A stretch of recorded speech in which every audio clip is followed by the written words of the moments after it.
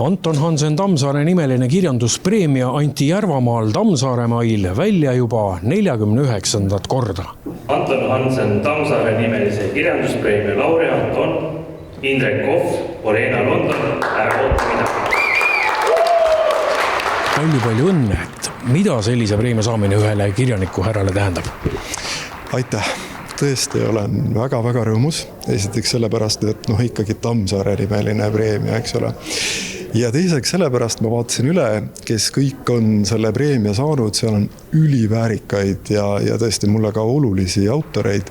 Žürii liikme käest on kohe hea küsida, et kuivõrd lihtne siis oli välja valida? Tammsaare preemia on lugejapreemia, nii et lugejad saavad esitada oma aasta kirjanduselamusi ja neid oli meil umbes, ma arvan, üle 20, kes lauale tuli. Sellest valikust meil siis 9 osutus nominentideks nomineerituna, mille me kõik siis lõbusasti läbi lugesime ja tegelikult see valik ei olnud väga keeruline, sest need teosed olid sel aastal väga eriilmelised, luulekavad, novellikava, romaanid, publitsistikat, erinevaid asju.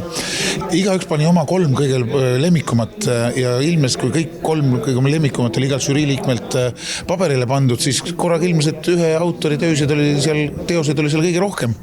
Ja nii ta siis juhtuski, et võitja suhteliselt tegelikult ilma pikka vaidluseta oli suhteliselt kindel. Kui nüüd hästi põgusalt ja hästi niimoodi kiirelt kokku võtta, millest teie raamat räägib?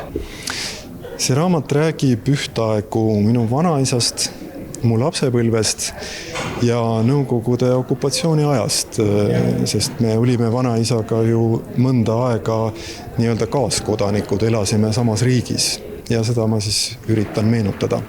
Te olete teada-tuntud kui lastekirjanik. Kes seda raamatut peaks lugema? No see raamat on ikkagi täiskasvanud lugejale.